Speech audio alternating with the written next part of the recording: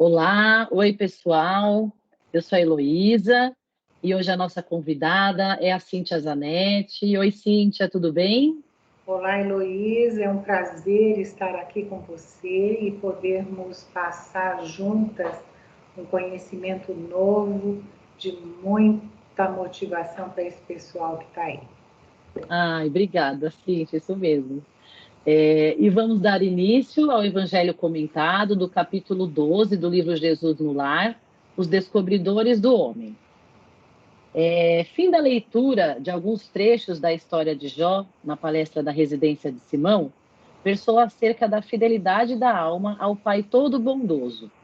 Diante da vibração de alegria em todos os semblantes, Jesus contou bem-humorado. Apareceu na velha cidade de Nínive um homem tão profundamente consagrado a Deus que todos os seus contemporâneos, por isso, lhe rendiam especial louvor. Tão rasgados eram os elogios à sua conduta que as informações subiram ao trono do Eterno. E porque vários arcanjos pedissem ao Todo-Poderoso a transferência dele para o céu, determinou a divina sabedoria fosse procurado na selva da carne, a fim de verificar-se com exatidão se estava efetivamente preparado para a sublime investidura. Para isso, os anjos educadores, a serviço do Altíssimo, enviaram à terra 4 rudes descobridores de homens santificados: a necessidade, o dinheiro, o poder e a cólera. Desceram cada qual a seu tempo para efetuar provas indispensáveis. A necessidade, que em casos desses sempre surge em primeiro lugar, aproximou-se do grande crente e se fez sentir de vários modos, dando-lhe privações, obstáculos, doenças e abandonos de entes amados. Entretanto, o devoto robusto na confiança compreendeu na mensageira uma operária celeste e venceu-a, revelando-se cada vez mais firme nas virtudes de que se tornara modelo.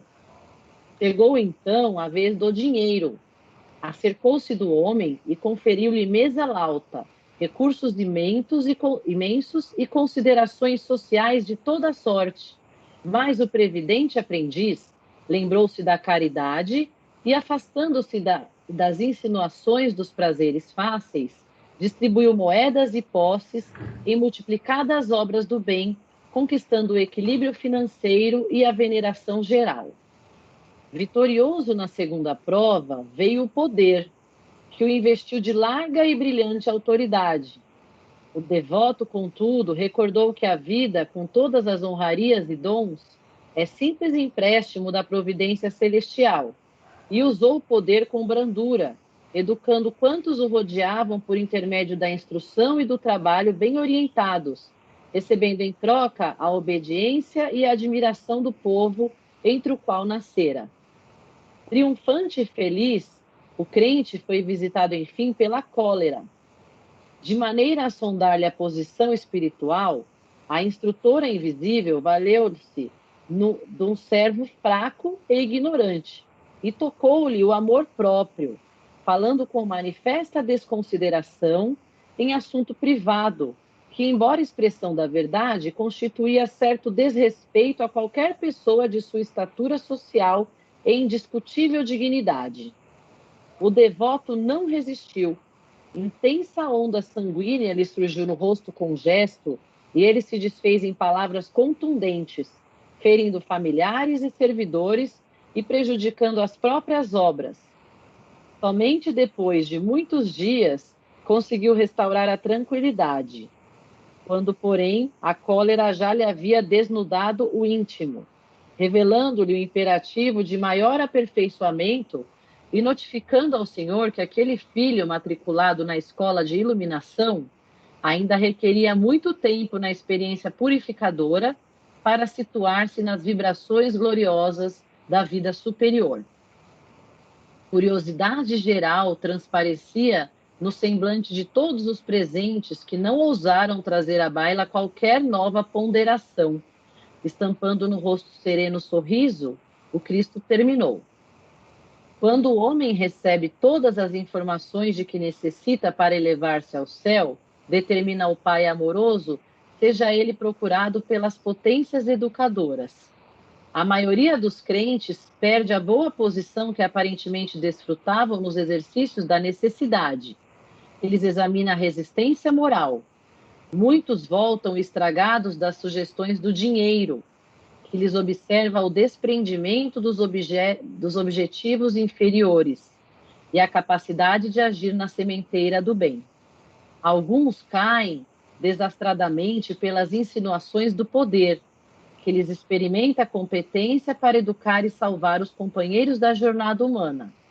E raríssimos são aqueles que vencem a visita inesperada da cólera, que vem ao círculo do homem a notar-lhe a diminuição do amor próprio, sem a qual o espírito não reflete o brilho e a grandeza do Criador nos campos da vida eterna. O mestre calou-se, sorriu compassivamente de novo, e porque ninguém retomasse a palavra, a reunião da noite foi encerrada. Então, Cíntia, eu achei muito interessante, né? Essa passagem tem assim as 4 desafios aí que o homem poderia passar, né? No caso, a necessidade, o dinheiro, o poder e a cólera. E eu gostaria de também que você me desse a sua interpretação. O que você achou dessa passagem? Bom, eu acho que nós precisamos retomar aí o primeiro parágrafo do texto, quando ele fala da questão da confiança indispensável no Senhor. Então, nós todos precisamos manter acesa essa chama da esperança, para que a gente vá adquirindo segurança em si mesmo e em Deus. Porque aí as nossas atitudes, elas estarão pautadas naquilo que vai no nosso coração. Então veja, esse homem da história, ele prova que ele tem fé. Ele prova para nós que ele suporta e vence uma série de necessidades. Mas, quando a provação toca no seu amor próprio, toca na sua dignidade, que ele acha que é superior em dignidade, isso incomoda. E para todos nós isso acontece. Todos nós. Todos nós nos sentimos muitas vezes incomodados. Por quê? Porque ainda estamos em aprendizado nesta terra, sem dúvida alguma. Jesus é o mestre, ele nos trouxe o caminho e nós precisamos segui-lo. Esse livro do Neio Lúcio é fantástico porque ele vai trazendo pouco a pouco um ensinamento novo para todos nós. E neste texto que fala dos 4 rudes descobridores, mais ainda a gente vê que existem situações que nós vencemos, mas tem situações que ainda nos incomodam. Quando ele fala da necessidade, é difícil, é uma prova difícil, né? Sentir falta de algo é difícil, principalmente do carinho da família, do carinho dos amigos, né? Mas ele supera essa necessidade. Ele supera, porque ele tem fé, ele tem esperança.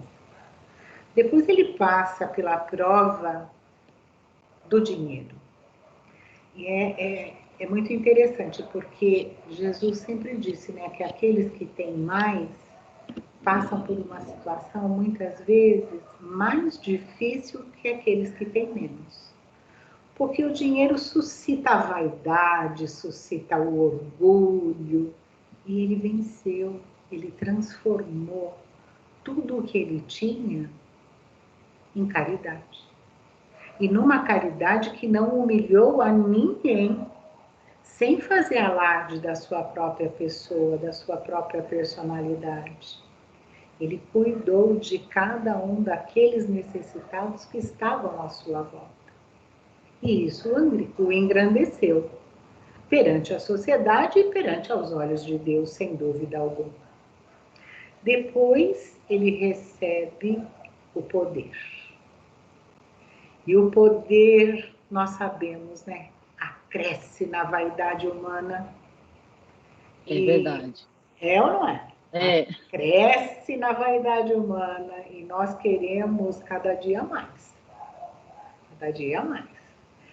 E aí ele, por ter um coração já caridoso, um coração mais iluminado, conhecedor do desejo e da vontade de Deus, né, e das suas próprias necessidades, ele passa tranquilamente pela prova do poder. Sim. Né? Tranquilamente. Ele passa por essas 3 provas com muita segurança, com muita firmeza. Mas a 4ª prova, que é a cólera fere o amor próprio, fere o orgulho que existe em cada um de nós ainda. Os recursos financeiros, de poder, são coisas que nós conseguimos relevar, mas a dificuldade maior, eu acredito que esteja em vencer a si mesmo. Quando nós somos tocados no nosso amor próprio, nós nos sentimos desrespeitados. E ainda é muito difícil lidar com esse sentimento da cólera, porque a cólera está ligada ao orgulho, mas não está ligada àquele orgulho defeito. Até para explicar, Cíntia, eu peguei o sinônimo aqui no dicionário, se alguém não souber o que significa a palavra, né? Uhum. É fúria, braveza, enfurecimento, Isso, né? Isso. E aí, ela está ligada àquele orgulho que diz para nós que não há ninguém melhor do que nós. Então, dentro desse padrão, sem dúvida, ele se tornou furioso. A atitude do servo foi o start, sabe? Foi o start para retirar dele toda e qualquer serenidade, porque aflorou aquilo que ele verdadeiramente é. E a gente também não pode criticar e condenar dessa forma, nem julgar as pessoas que agem com cólera, porque nós não estamos vivendo a situação que elas vivem. Às vezes é só uma somatória. Passa por tantas dificuldades, por tantas situações que vão minando o equilíbrio, a força, a segurança. E aí, uma simples palavra pode ser o start para a raiva. E a raiva desencadeia uma fala muitas vezes grosseira, muitas vezes agride de tal forma que as pessoas que estão ao nosso redor e que ouvem alguém encolerizado desta maneira ficam sem ação. Não conseguem acreditar que uma pessoa tão bondosa, tão bem vista, tem esse acesso de fúria. É mesmo, né, Cíntia? Tanto que Jesus assim mencionou, né, que esse foi o mais desafiador dos recursos que ele recebeu, né? A necessidade, ele conseguiu passar, né, por situações de necessidade que a gente sabe que todos nós podemos passar no caso de pobreza, carência, enfim. O dinheiro também, que é muito bem visto, que é muito importante também nós termos, ele conseguiu utilizar de uma forma positiva, né? Auxiliando as pessoas, né? E também para o bem próprio, né? E o poder, né? Não somente o poder de uma gestão, de um comando, mas também o poder pode ser um dom, pode ser um talento, uma virtude, e as pessoas também podem usar esse poder para educar, para salvar os companheiros de jornada, né?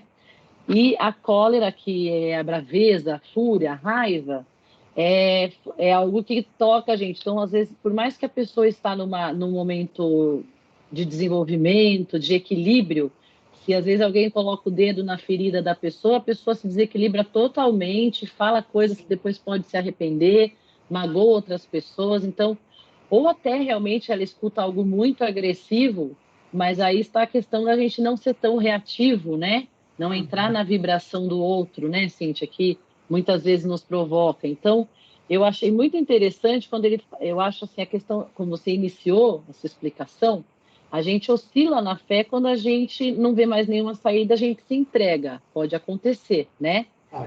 Porque quando está tudo bem, a gente não oscila, mas também não está conectado. A gente, às vezes, muitas vezes não está conectado com Deus, porque está tudo bem, a vida está indo bem, e muitas vezes a pessoa se esquece, né? É muito fácil ser bom no momento bom, né?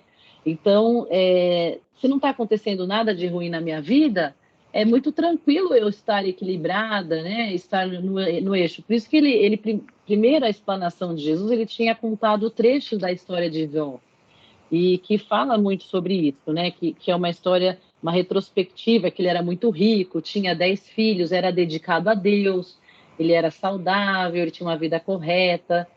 E aí, se Deus tirasse tudo, ele seria daquele jeito, né? A aprovação dele. E aí Deus tira tudo dele, só não morreu, né? Só não trouxe a morte. Ele perde os bens materiais, filhos, adoece, e as pessoas começaram a pensar que tipo de pecado ele tem para passar por isso, né? Que ele tinha tudo, né? Era rico, tinha uma família feliz, enfim. E muitas vezes acontece isso também das pessoas falarem, nossa, por que está passando por isso, né? As pessoas também julgam até o que está acontecendo com o outro, né? Mas ele não perdeu a fé, ele continuou tendo a fé em Deus, e depois dessas provas ele nunca deixou de confiar. Depois Deus apareceu para ele, ele robustece a fé, fica mais agradecido e compreende e fica grato. E aí Deus devolve tudo a ele em dobro, né, para Jó. Então, ao contrário dessa história, Jó tinha fé, muita confiança em Deus, ele foi provado e passou com louvor nas provas, né? Então, Jesus primeiro contou a história de Jó, depois acrescentou com essa história. Então, é mais assim, um acréscimo mesmo para elucidar a plateia ali na casa de Simão, né? E tem algo que a gente não pode esquecer. Nós não podemos esquecer de maneira alguma de que Deus nos coloca algumas situações para a vida e não significa que estamos sendo julgados, nem condenados e muito menos testados. Não é esse o objetivo de Deus, de jeito nenhum, porque ele nos criou a sua imagem e semelhança. Ele nos criou para sermos bons e felizes. Mas cada um de nós precisa passar por determinadas situações que, vencendo, nós nos fortalecemos. E estamos prontos para ajudar o outro. Porque se você não experimenta, não sabe o que é o sofrimento, como é que você pode ajudar alguém que está sofrendo? Não existe dentro do coração ainda aquela sensibilidade no apoio ao próximo. E nós fomos criados para isso. Ser feliz, amar e perseverar sempre no bem e na caridade. Portanto, todas as situações que nós vivemos são situações, experiências. É assim que a gente precisa enxergar. É uma experiência que passo e nessa experiência aprendo. E não perco a fé. Porque à medida que nós vamos vivendo as experiências, nós vamos angariando mais conhecimento, mais fortaleza. O nosso coração se modifica e se abre para a caridade. Olha um exemplo disso, Paulo de Tarso. Quanto viveu, quanto sofreu e quanto mereceu ao final da sua vida. A ponto de dizer, não sou eu quem vivo, é Cristo que vive em mim. Nós também podemos, mas precisamos perseverar na fé e na certeza de dias melhores para todos nós. apesar de tudo isso que a gente está vivendo. Eu acredito, sim.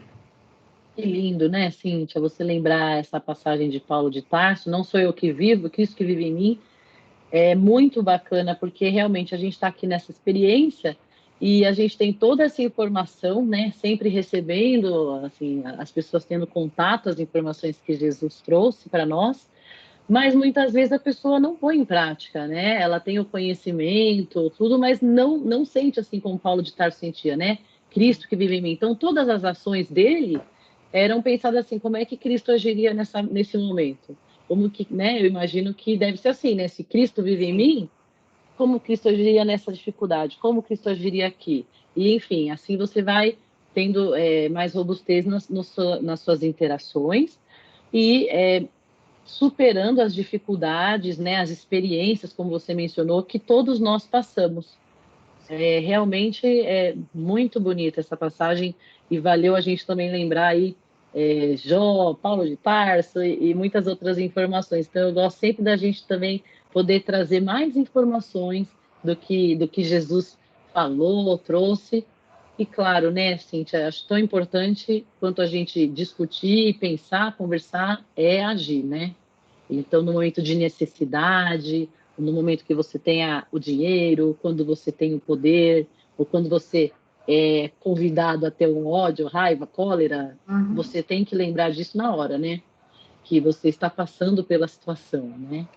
E muitas vezes é difícil, porque às vezes você está no mau humor, às vezes você está doente, às vezes você está numa situação difícil e alguém te cutuca, fere a sua integridade. Então, às vezes a pessoa realmente acaba entrando, né, nessa combustão e se desequilibrando, mas você vê que até leva um tempo para a pessoa se reequilibrar, né? Até Jesus comenta isso também, que essa questão da pessoa também ficar um tempo em cólera, ela notifica ao Senhor que ele fala aqui, ó, que aquele filho matriculado na escola da iluminação ainda requeria muito tempo de experiência purificadora, porque ele era bom quando ele estava naquelas situações mais tranquilas, mas na hora que ele foi cutucado, ele acabou perdendo aí por causa da raiva e se desequilibrou, né?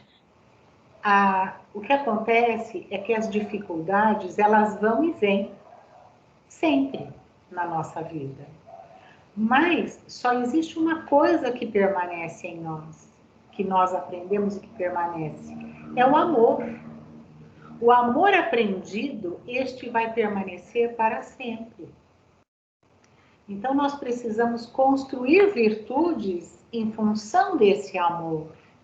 E algo muito mais importante que Cristo nos ensinou é que podemos perdoar e podemos pedir perdão.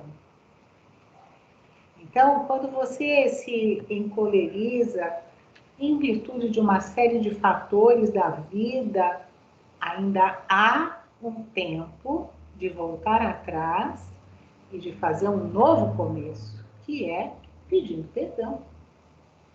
Jesus não disse para nós, antes de orar, vai lá, perdoa o seu irmão e depois vem aqui.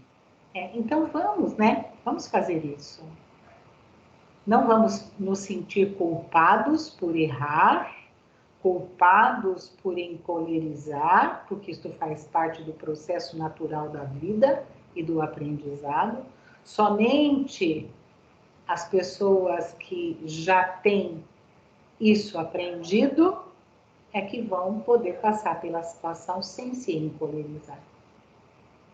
Porque cada um dá o que tem no coração, não mais que isso. Se não aprendeu a lição ainda, erramos. Mas que isso não seja e não nos traga culpa. As situações precisam ser observadas sempre como um processo de aprendizado. Penso que é isso. E Jesus é o mestre, né? Os ensinamentos dele são perfeitos para nós. Então, precisamos retomar esse conhecimento, lendo todos os dias, refletindo sobre as suas palavras. Então, eu acho que esse trabalho que você tem feito de trazer tudo isso à tona é maravilhoso. com palavras simples, para que todos possam compreender e ser mais felizes. Ah, obrigada. Vou até colocar um coraçãozinho aqui, ó. Ó, coraçãozinho, ó. Isso. Cíntia, muito Acho que obrigada. era isso. Adorei conversar com você, a gente conversar sobre os Descobridores do Homem, o capítulo 12. Eu agradeço muito a Cíntia Zanetti. Obrigada pela sua participação aqui conosco, tá? Se você quiser, deixe um comentário, contribua com o seu entendimento dessa passagem. O livro está disponível em PDF no site de busca na internet ou para compra. Então, podem ler à vontade, é maravilhoso esse livro, Jesus no Lar. E muito obrigada a todos. Obrigada novamente, Cíntia, pela participação, viu? Eu agradeço a você, né, o convite, e para as pessoas, eu apenas digo, procurem não ser a provocação, não ser aquela pessoa que provoca a cólera. Procure compreender o outro. Mas, se isso acontecer próximo de você, saiba orar. Saiba abraçar aquele que está encolerizado e compreender que ele ainda não está pronto. Assim nós vamos manter a paz no mundo. É o que mais precisamos. Tá bom? Tá bom, fantástico. Adorei o conselho. Obrigada, viu? Tá, obrigada, gente. Tchau.